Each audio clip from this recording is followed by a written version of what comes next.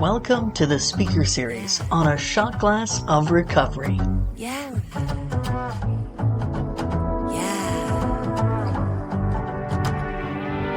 get a house, you get a car, then you start thinking that's all you are, but you don't know the truth. So let me spell it out for you. Now I got your attention, now there's a start. Now sit and listen to my favorite part. Life's been giving us some clues. The answer lies inside of you. Welcome to A Shot Glass of Recovery, the speaker series. I'm your host, Lisa M.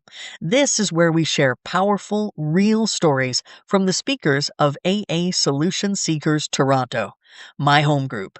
People who are living the solution and walking the path of recovery one day at a time. If something you hear here resonates with you, we invite you to show your support by dropping $1 or $2 into our PayPal virtual basket. It helps us keep carrying the message and making these recordings available to others who may need them. Now let's get into today's speaker. Hi, everybody. I'm an alcoholic, and my name is Carol, and I'm honored and grateful to be here. And thanks to my friends who come to support me. I am honored and privileged to be a member of Alcoholics Anonymous and share my recovery with you. I was given the gift of sobriety in Fort Worth, Texas at the Glass House Group May 1st, 1988. For that, I am very grateful, and it definitely is a gift. I got sober I started drinking at 18. I knew I had a problem when I was in my early 20s, and somebody planted the seed of Alcoholics Anonymous. And I looked for the differences. I wasn't like that person. Very fortunate. I didn't get a DUI. I didn't go to jail. I didn't lose jobs, all that. But what I lost is self-respect, self-esteem, and dignity. When it says there's no dues or fees for a membership, I paid high dues and fees. Besides buying alcohol, I paid with self-respect, self-esteem, and dignity. And, I didn't like me when I got here. And I got sober at 37 and a half. I turned 75 last September, so I'm sober half my life. So a day at a time. I haven't had a drink in 37 years, 10 months, and 26 days. It's 13,844 days and 1,977 weeks. And the reason I like to tell you the weeks, and my friends have heard this before, but when I kept trying to quit drinking before I got to you. I said, I can go a week without a drink. I can go 2 weeks without a drink. I couldn't go more than 2 weeks, and it wasn't easy to go 2 weeks. I had to tough it out and fight it every day. And what happened is I was coming to somebody planted the seed, right? It took 16 and a half years, because when I had 3 months sober, I tracked down that person who planted the seed, and they had 16 and a half years. And they were pretty new to AA when they shared their story with me. So I know that's about how long it took for that to take root in me. So for 20 years I drank. I kept trying to fight it, and I couldn't. And so when I got to Alcoholics Anonymous, and somebody greeted me at the door, and they said, welcome, and they loved me, and then they put me to work and told me to go make coffee. And I said, I don't drink coffee. I'd have no clue how to make it, and to this day it hasn't changed. I don't drink it, and I still don't know how to make it. But what they told me is on the wall next to the coffee pot, there's instructions, and if I follow it, I could make coffee, and it would be good, and you guys and gals would drink it. So that's what I got the book of Alcoholics Anonymous. They told me to read the book. Got it at one of my first meetings. They said, read the book, see if I can find myself in the book. And I found myself in the book. So I'd been reading the Alcoholics Anonymous book, and I was going to meetings, and that was about it. I'd get out of work and I'd go to a meeting, and what happened is I wanted a drink.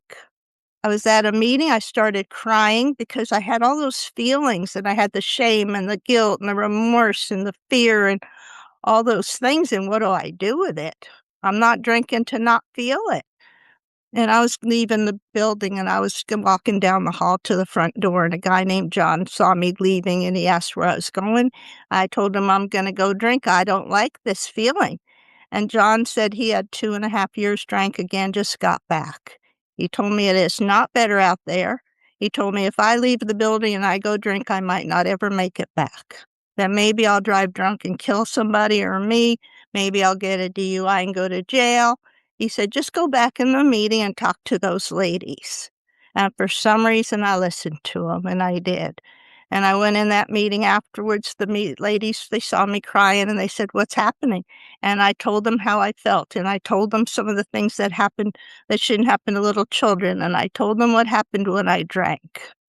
And you know what? They said that happened to them too, and they did those things too.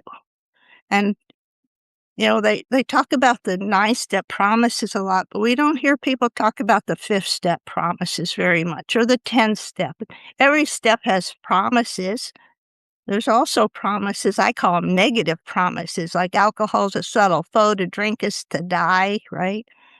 But what happened is, when I would sit in those meetings for those couple of weeks and I see the 9-step promises on the wall, and there was one I wanted more than anything, and it was, "I won't regret the past nor wish to shut the door on it." And I wanted that. And after those ladies and I sat and we talked and we cried together, and they showed me in the book of Alcoholics Anonymous where it says something about cling to the thought that in God's hands, these deep, dark secrets of my past are the greatest possessions to avert death and misery for others. And in my experiences, that's come true. Some of those things that I was so in pain over, I can share them now. I've shared them.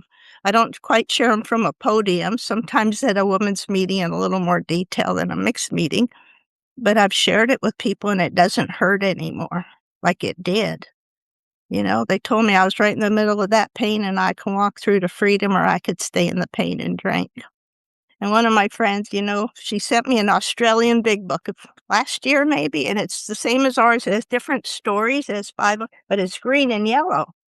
And they use funny words in there, and they spell pajamas and program differently. But it has the message of Alcoholics Anonymous. And, one of the stories I was reading, it said the guy said he never drank in the morning, and he told his sponsor that, and his sponsor said, "If you drank after midnight, you drank in the morning." And then I went, "Oh my gosh, I'm going to have to tell you. See, I told you I didn't drink in the morning. It's probably on a recording somewhere. But I have to change it to I did not drink right before I went to work, because I drank in the morning." I'd come home and I'd drink at midnight. I'd drink at 2 in the morning or 4 in the morning. I just didn't drink right before I went to work, because I knew when I looked at that bottle, if I took that drink, I might not show up at work. And I was raised to be very responsible. And I want to tell you, I love our program. And there's I like to share this. It's called Loners International. It's a meeting by mail, and this bulletin comes out every 2 months. And we write shares to each other, and there's people like us that we get to meetings, and there's people in remote areas or homebound or on ships in the military, and they don't have meetings sometimes. So my first sponsor when I was new, her name was Lois, and Lois was 22 years sober. She got sober June 1966. She had been a smoker, and she had emphysema so bad the last 7 years of her life, she was confined to bed with a third of a lung on oxygen. And she died a couple weeks after I had a year sober, right for her 23rd anniversary.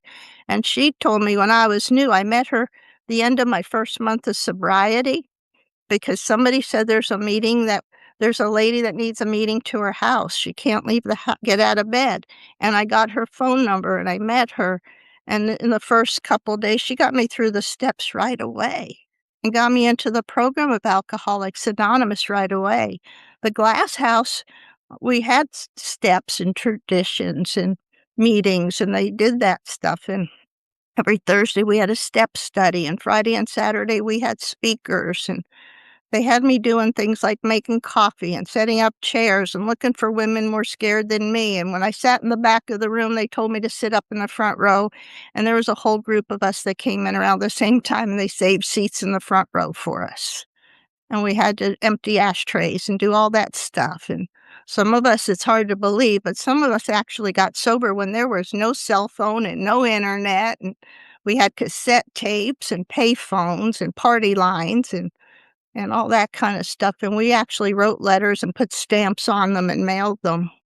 And that's how we got sober. We phone calls and cassette tapes. And I didn't know how to stay sober when I got to you. And, when I went to the Glass House every meeting, they said, "Does anybody have a desire to stop drinking and try this way of life for 24 hours? And I finally, after sitting through a few meetings and identifying and go, yeah, that was me. Yep, I did that. I felt like that. That happened to me too. I took that desire chip. It was a little metal coin. And the person that gave it to me told me if I want to drink, put it under my tongue. And if it melts, I could drink. And if it doesn't, I can't. And I tried to get it to melt and it never did. And I've never drank since I came to you. And they told me I had to find a higher power. And Lois, boy, she got me started on that because the glass house was a church annex. And, I thought if I walk into a house of religion, the roof's going to fall in on me. But it didn't. And they told me I could have any higher power I wanted. And so I would listen to people and you say, God's your father and God's your parent. You invite God into your day. And I tried that. Somebody told me get on my knees to pray. I tried that once. I don't do that anymore. I've learned through my experience that God hears my silent thoughts and God hears my prayers. And I don't have to say things out loud. I just have to make contact. And so I started doing what y'all told me. And when I got Lois, Lois first, she didn't ever say, write out your first step and we'll talk about it. I sat on her bed and she said, Carol, what happened when you took a drink? Did you do things you didn't want to do? And I said, yeah. And she talked about if I need a drink to be social, I'm not a social drinker. And she said, normal people don't wonder if they're alcoholic. And we went through some of the stuff and I identified with, we read some of the big book and I changed what I drank for effect. I did all the stuff and I go, yeah, that was me. And then the story, it might have been worse. It said I didn't have to lose jobs or go to jail or get a DUI. It said it's not how far I'd gone, but where was I headed? And I wasn't headed in a good place. And so I had to do all these things. And so we talked about it. And about the second or third day, when I was sitting on Lois's bed, we held hands and we read the third step prayer out of the Alcoholics Anonymous book. And then she had me start my fourth step. And I didn't want to do that. But you know what? I had to. I didn't want to do it, but I started writing it. And you know what? When I was writing it, they said, do your fifth step right after the fourth, because otherwise I'm just stirring up a bunch of stuff. And then I'm staying in it. And then it's more painful because I'm going to relive it. And then I'm going to probably drink if I don't get rid of it right after I write it. And you know what? I thought I could I'm still trying to find this higher power thing, right? And what I've learned is I can't have my higher power. Lois taught me don't rely on humans because it says no human power could relieve my alcoholism. She told me not to put her on a pedestal. And when she died, I wasn't lost. I missed her. The day she died, I remember writing a letter crying and there were tear drops all over it. And I told her how she helped me and how I'll try to carry on the message she taught me and all that kind of stuff. But what she taught me in that year is how to rely on a higher power and how to read our literature and how to connect with a support group. And, she showed me I can stay sober and sane and not be at in-person meetings because I've had times like that through my sobriety. I've had a cancer a few times. I've had surgery. I get to travel in my camper van sometimes and there's no meetings around. And so I have learned how to stay sober with the alcohol. And I write to people around the world and not all of them have the literature that we have, or they don't have meetings. And, I remember there's a couple of times I was writing to a guy in Malawi, South Africa for years. His name was John. And John wrote a letter. And one day, I got home from work and I'm like, oh, I don't want to drive half hour to a meeting. I'm tired. I worked all day. And in my mailbox, there's this letter from John in Malawi, South Africa. And I was reading the letter and it said now remember, they don't have mail like we do. It could have been postmarked 3 weeks before I got it. And he wrote that he got to a meeting where he had to drive 6 hours to a meeting where there were 2 people that spoke English. Or there's another lady in North Canada somewhere and she had to take an airplane and 3 taxis to get to a meeting. And a guy can go drive a half hour to a meeting. Or I wrote to women in prison. And it made me so grateful. And, my Australian friend, I wrote to a guy named Vic in Australia in my early sobriety. And I got to meet him at the Vancouver International. And I was 2 years sober. And he used to send me postcards. And I remember one time he sent me a pillow cover. It had like It was red, and it had the outline of the country of Australia with all the cities, and it had orange fringe on it. And I'm like, okay. And so I connect with these people, and we connect all around the world through letters. And now we have email, and we've had online meetings since 1986, right? There's 37 people. Imagine if one of us put a topic in a chat thing, and everybody, all of us, we didn't have pictures and sound. We're just writing lines of text to each other. And then somebody asks a question, and we're scrolling through hundreds and hundreds of lines of text trying to respond to somebody and follow a conversation. And that's what our online meetings were back then. So it's kind of nice to have pictures and sound. And I've got friends all over the world, and I've spoken in other countries that translated meetings, and I would have never imagined that. I thought my life was dull and boring and over when I got sober, and I fought it for years to get to you. But I needed what I needed to do, and all those 20 years of drinking to make me feel so bad about me, I was willing to do anything. And I had to learn how to do things. I didn't know how to cook sober. One of my friends, she shares and reminded me, I was a tomboy. I did not like being a frilly girl. I didn't even like being a girl until I got sober. And I remember I was a kid, I was probably 10 or 11, Mom bought pink ruffled Barbie doll bedspreads. And I don't put that on my bed. It was terrible, right? But we just go through stuff, and I forget things, and I'm so grateful. I usually read out of our Alcoholics Anonymous book, but I'm going to read something out of the Australian book. The chapter says, I didn't know what was wrong with me. I didn't know when I got to you what was wrong with me. I grew up as an awkward girl, very shy and unsure of myself. It felt like I struggled through my childhood years living in I don't know if I lived in a dysfunctional home. I never received instructions on how to live life, which everyone around me seemed to do easily. I never felt like I could fit in until I picked up the first drink. My first drink wasn't that magic, I hear you say. My first drink was at lunch when I was working on my 18th birthday. I worked in New York City, and the guys at work took me out for lunch and ordered a martini. It was awful. And so they ordered a blackberry sour, and I liked that. And I did change what I drank for effect. And when I was in blackouts and did stuff that was embarrassing, I always changed what I drank. The other day, I remembered a friend of mine. This was probably, I was late 20s. No, that's not right. I was early 20s. She would go out and drink gin and tonic, and she would buy bottles of olives and pour out the liquid and pour gin in it and marinate her olives in gin.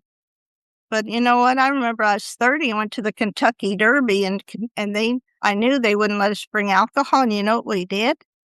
We injected oranges with vodka, and that's how we smuggled our alcohol in. There's a will, there's a way, right? Amazing.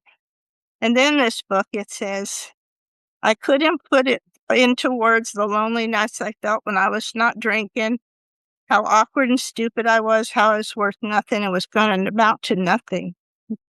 And then it goes on, and then it says, when I drank, I almost always ended up in places with people I didn't know or would not have chosen to been with had I been sober.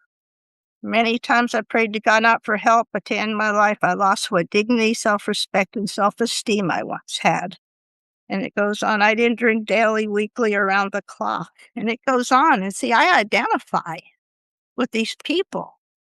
And I don't want to be that person anymore. So what I did, Lois told me if I kept doing what I was doing, I'd keep getting what I'm getting. So if I like it, keep doing it. And if I don't, I need to change it. And so what she had me do is put the effort into my recovery I did into my drinking. And so, the way I was living when I got to you, so I'd get up, I had long hair, I put it in a ponytail, and I went to work. That was it. I started feeling better about myself when I was sober, and I was starting to live this way of life, and I wasn't drinking, and I was trying to be of service, right? Making coffee and setting up chairs and sitting on Lois's bed or talking to her on the phone and listening to cassette tapes because I wasn't spending money on alcohol, and Glass House had cassette tapes of speakers and conferences and step studies. And So I was buying those, and so when I was getting ready for work, or I had an hour drive to work each way and back, I was listening to a cassette of a speaker or something. I was telling this higher power, I don't know who you are. I thought you're hateful and punishing, but I can have any higher power I want. So please show me how you want me to know you. And it was real simple. And all of a sudden, what I've learned with my experience even now is sometimes I see God working in my life as I'm going through life.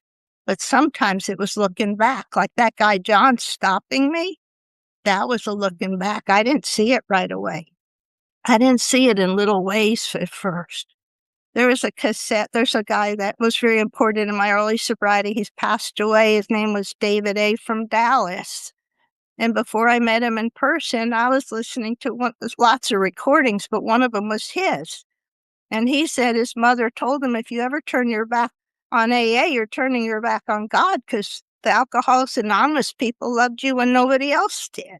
And then the other thing that's helped me a lot with connecting with y'all is his sponsor said, go to your sons and say, I know how to talk to you, at you, and for you, but not with you. Will you help me learn how to talk with you?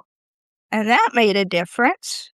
Because see, you'd talk at me and I'd talk at you, and I wouldn't listen sometimes. And I thought my way was right. I learned I had to give up my crystal ball when I got sober, because I don't know what's best for me. So I sure don't know what's best for you. And, when people would ask me to sponsor them, share, I said, just remember, sometimes I don't know what to wear and I don't know what to have for dinner. But just remember that when you ask me something. But all I can share with you is my experience. And so we do those things. And so one day, on a Sunday, I went to my group that I went to. I had to go to meetings in the morning, like before work and after work. So I went to a Sunday meeting that was a speaker meeting, and I was telling somebody, I've been listening to this cassette tape of a guy named David A. from Dallas, and if he comes to Fort Worth, I want to hear him. And they pointed across the room and said he was our speaker that morning. And he became an important part of my life. And the day I had my 9 months, he was the speaker at the Glass House that day. And I don't remember if he's doing steps or traditions or concepts, but it was something. And he came over after and said, congratulations on 9 months. And if you work it right, that's the last chip you'll get. And I said, I get one at a year. And he said, no, then I get medallions. And I remembered this story the other day. When I tell you, and I never know when God has me share what's going to come out. It's just whatever God puts there. But I remembered this the other day. When I was about a year sober, I was at a conference in Oklahoma, and there was a guy in California named Clint that was speaking at this Oklahoma conference. And he was talking about the International in Vancouver coming up in 1990. This was 1989 in September. And afterwards, I was talking with him, and he goes, why don't you go to the International? And I was, I can't get off work. And he'd say, why don't you go to the International? I said, it costs too much. And he goes, why don't you go to the International? And then I'd make up a couple more stories, and all he says, why don't you go? So I prayed about it, and they opened the registration, and I signed up for it, right? I'm doing Loners International letters still, because Lois had me write to GSO when I was a couple months sober and say, I want to be of service. And they wrote back and said, here's some women in prison I could write to. And then they gave me the Loners International bulletin, this one, and I'm still doing it. I got to write my share this week and to send in. And so one day I'm coming home from work, and I remember the intersection I was at. And I remember thinking, God, I need to be more active. I'm not telling my story enough. Maybe I need to sponsor more people, and whatever it is, I need to do something different. And I get home, we had answering machines way back then. And on my answering machine, this is John from GSO in New York. We know you're going to the International, and we want you to share at the Loners International meeting in in Seattle. And I did. And it was over July 4th weekend. And so on July 4th, I was on the 27th floor of the Westin Hotel watching fireworks at eye level. And I was talking to some people, and I was living in Texas. And there was a group of 4 people sitting at a table, and I was talking to them, and we were introducing himself. And now I know it's Sandy Beach, but he said his name was Sandy, and his wife, and another couple. And we were talking about people we know, and I said, "Do you know David A. and Gracie?" And they go, "Oh, yeah, they're good friends." And guess who walked into the 27th floor of the Westin Hotel right then? David and Gracie. And I started crying. See, God shows me God's working in my life, and I don't even know it. And God hears my silent prayers. It doesn't matter what I'm doing. My bedroom clock is set 10 minutes fast when I work now. It's a little different. It's still 10 minutes fast, but I set timers for my quiet time in the morning. Then I'm not rushing into my day. Told you I did the 3rd step prayer. Lois said the 4th step was her favorite because she said, if I don't know why I'm the way I am, how do I know how to be different? And so we did my 5th step. I already did the hardest part of my 5th step, things I thought I would never tell anybody. I told those ladies at 2 weeks. Those 5th step promises started coming true. I could feel at peace and ease sometimes. The thought to drink didn't come often. I could look myself in the mirror. I knew wasn't the only person that did these things and had them happen to me. I felt like I was a part of something. One of the prayers my group gave me is asked to be a part of and not apart from. And God kept showing me God's working. You know, that same Oklahoma conference, I went to it for 10 years till I moved to Florida. But one of the times, I was new sober. I think it was I was 4 months sober the first time I went there, scared to death. I was 4 months sober when this happened. Drove to this conference that somebody told me about, and I went. And then I'm driving home and I'm crying. I cried a whole lot my first year of sobriety. I cried a lot. Happy tears, sad tears, identifying tears. It didn't matter. My feelings were just raw. I didn't even know what they were, you know? And so I met people at this conference in Oklahoma, and they said, come to Dallas to our meetings. And I said, I don't drive to Dallas. The traffic is awful. I hear it on the news every morning. It's bumper to bumper traffic. I'm not going to do that. So I'm coming home, and it's Labor Day weekend, and I'm crying and just watching the car in front of me so I don't hit it. And after quite a while, I look up. I think I should be in Fort Worth by now. And I look up, and guess what? I see road signs for downtown Dallas that I recognize from the news in the morning. Stemming Freeway, Mockingbird Lane. And what God gave me message, right? God said, Carol, you could do it. You don't think you can do. Just do what's in front of you. That's all you have to do. All I have to do is do the next thing in front of me. I don't say the next correct thing or the right thing because I don't know what that is. I just do what I'm supposed to do.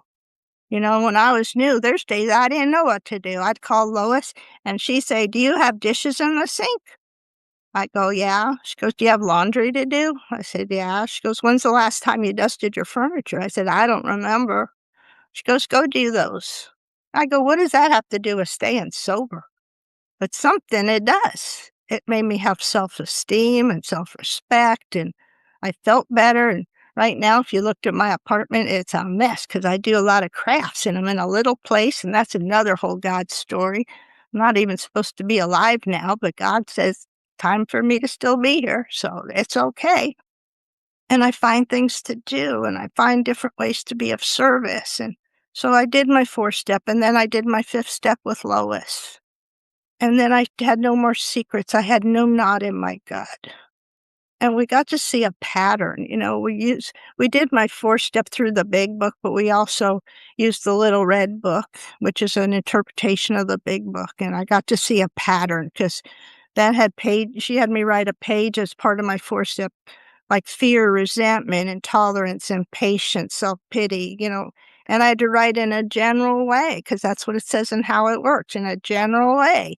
And I saw all these three, you know what it was? You weren't doing what I thought you should do, how I thought you should do when you thought, like I knew, like I'm running the show. I had to give God the steering wheel, give up my crystal ball, did my 5th step, and then I had no more secrets. And so I said, all right, higher power, whatever you are. By then, I'm starting to see this God thing. I don't have lots of time. I will tell you my higher power is gender neutral. It's masculine and feminine. It has a lot of attributes. When I was new, sometimes I needed courage and strength. I still do sometimes, right? Tenderness, kindness, because I tend to be harder on me than anybody else is hard on me. My higher power, it's getting dark now. It rained during the night. I didn't see that till I woke up and saw puddles. Lived where we have hurricanes. Lived where we had tornadoes. I have this higher power that creates rainbows. I'm just a speck in the world.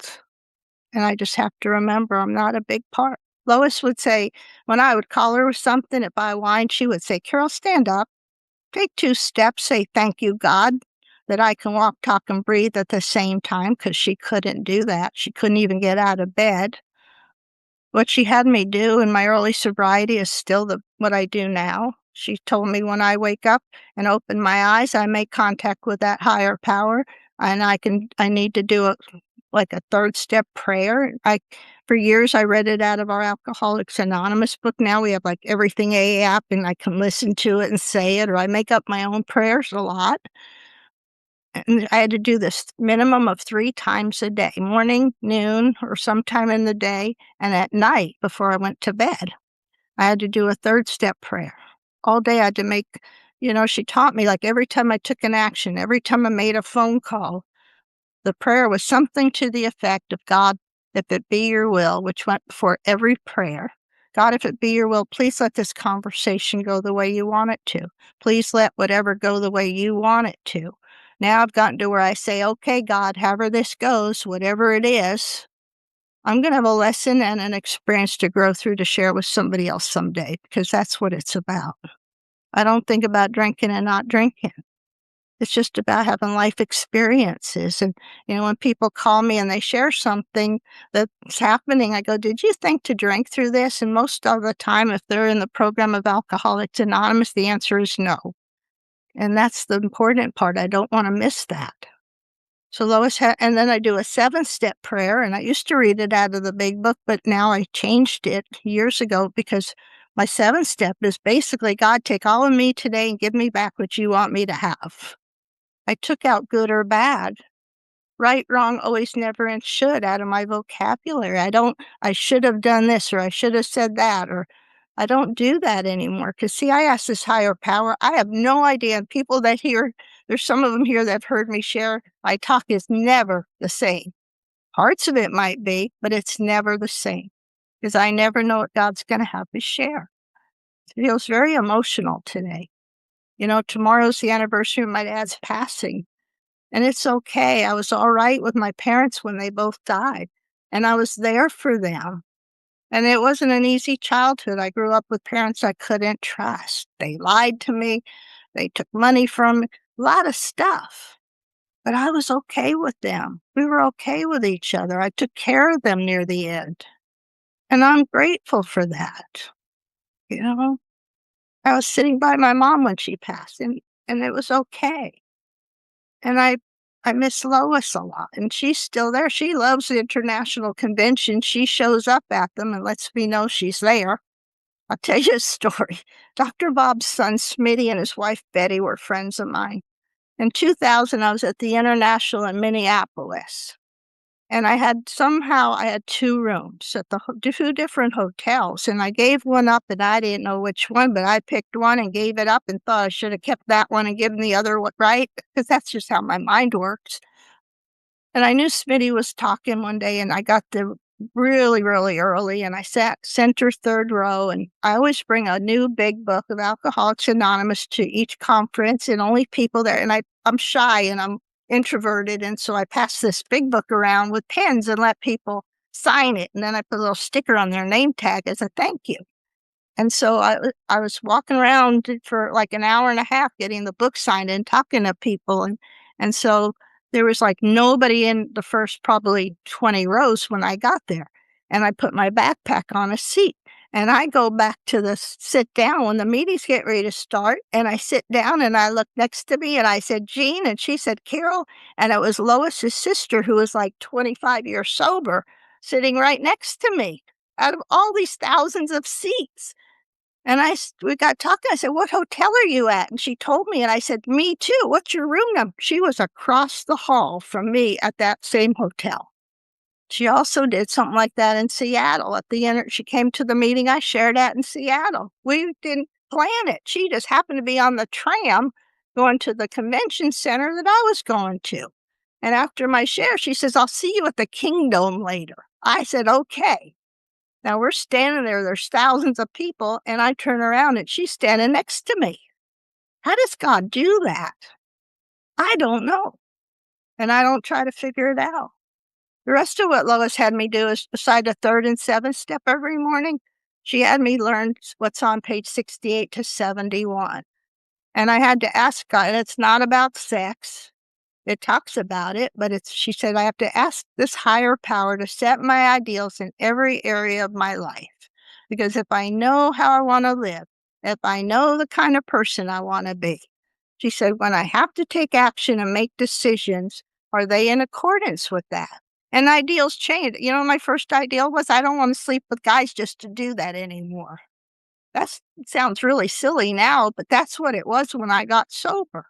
And then I had to learn to, add honesty and integrity and be helpful and be of service and all those other things. Right. And one time I was going to lie about something. I always know if this happened in my first year and I talked to Lois, I know I was earlier than a year sober. And I spilled water in a calculator at work one day. And it was back then, this is 1988, and the repair bill was like $45. And that was a lot of money. The calculator probably didn't cost that much. And so I called Lois and I told her what happened. And she said, what are you going to do? I said, I'm going to call the calculator. This is my best thinking. I'm going to call the calculator company. I'm going to ask them to change the invoice to mechanical failure, not water damage. You know what she said? Is that honest? I said, no. She said, but you wanted to be honest. I said, yeah. She goes, is it worth drinking over to not be honest? And I had to tell my boss. So I'm still testing this higher power thing out. And so what I did, and I always still do this to some extent, like if I get in the car, I always say, God, if it be your will, can we all please get where we're going safely? And I say, thank you. I still do that to this day. But what I did is I said, okay, God, we have to go down to my boss's office and tell him what happened. And I had a boss who would yell and scream. And I thought I'd get fired. And she said, well, God's your source of income. So what I was taught by her is if God wants something to happen in my life, it's going to happen no matter what. And if God doesn't, it's not going to happen no matter what. Like when I was trying to avoid doing the 4-step, going to my home group, which was doing a 4-step meeting, I went to a different group that night, and they did a 4-step. So I learned I can't outsmart God. I don't even try. Before I forget, the other thing she had me do is at least 3 times a day. Well, all day long I had to do step 10, but I had to read step 11, morning and nighttime part in the morning and at night. She also had me write a gratitude list, and I did mine at night. I had to write things I did to help my self-esteem list, which I did at night, and I wrote a journal, and I had to call 3 to 5 women every day.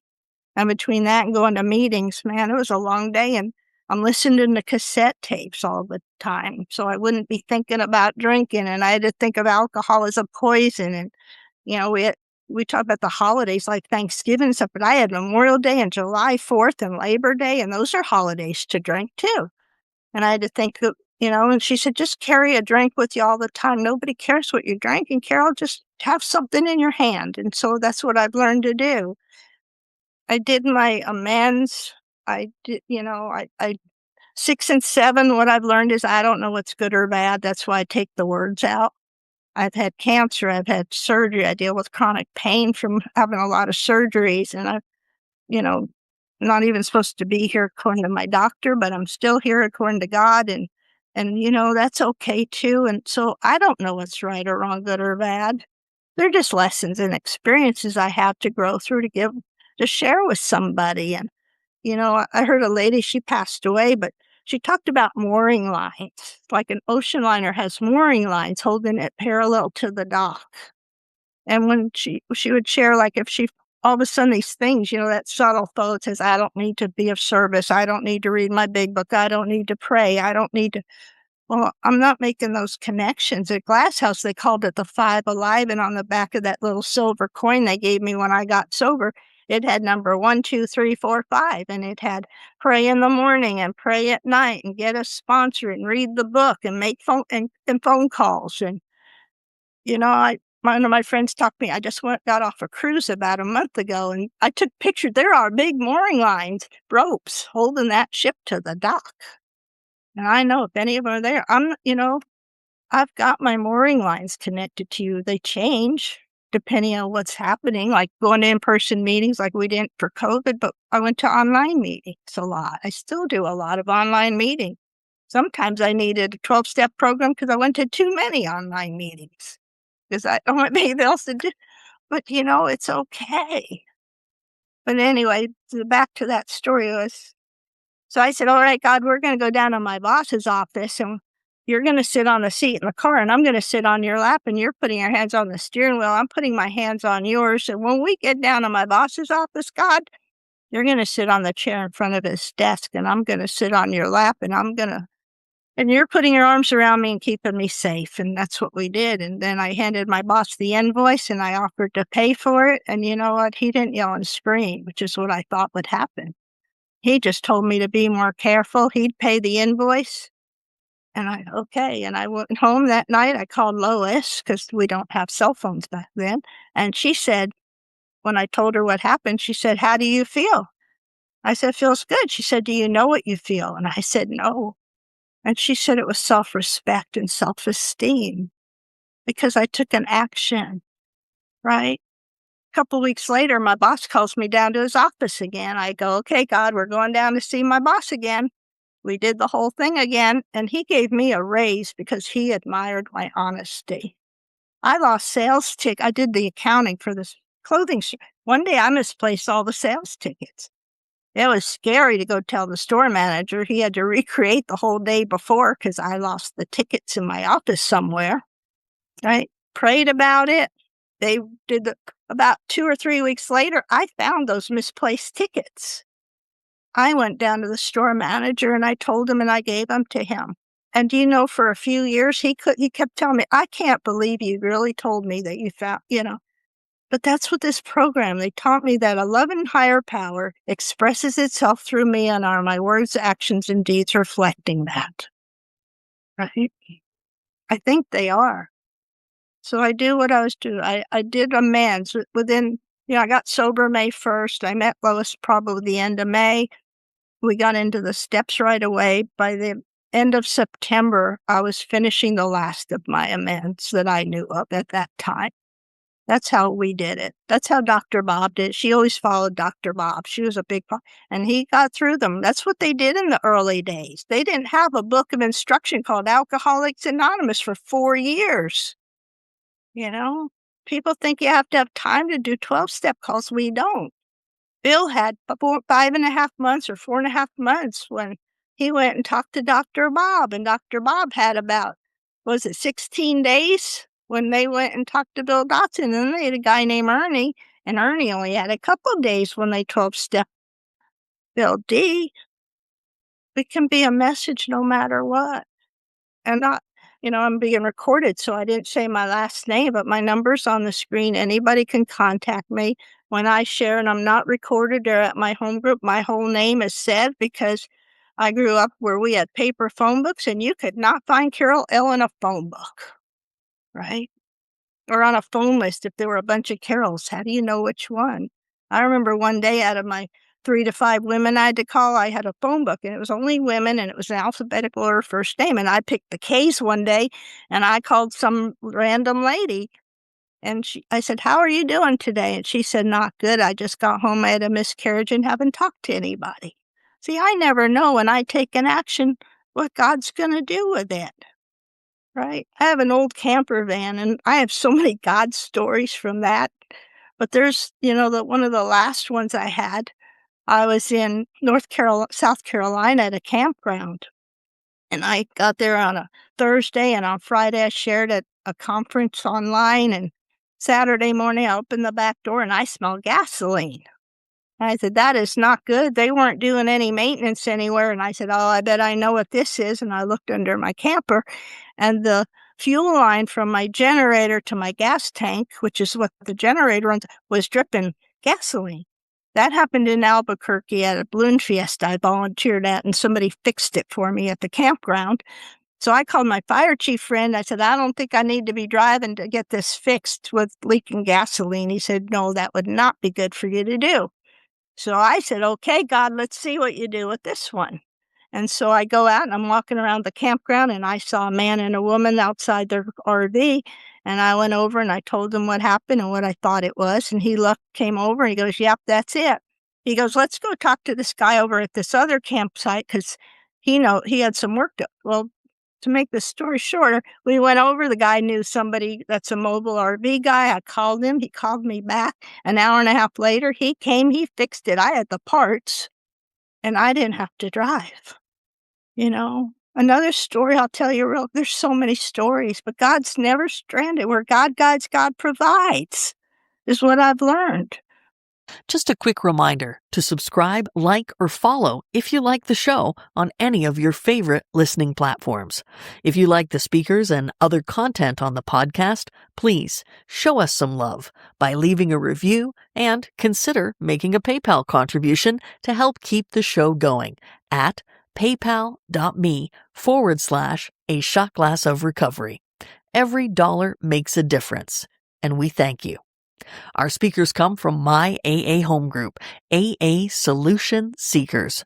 We meet every day at 7 a.m., so pop in sometime and say hello. Until next time, thanks for joining me on A Shot Glass of Recovery. Everything you do, the answer lies inside you.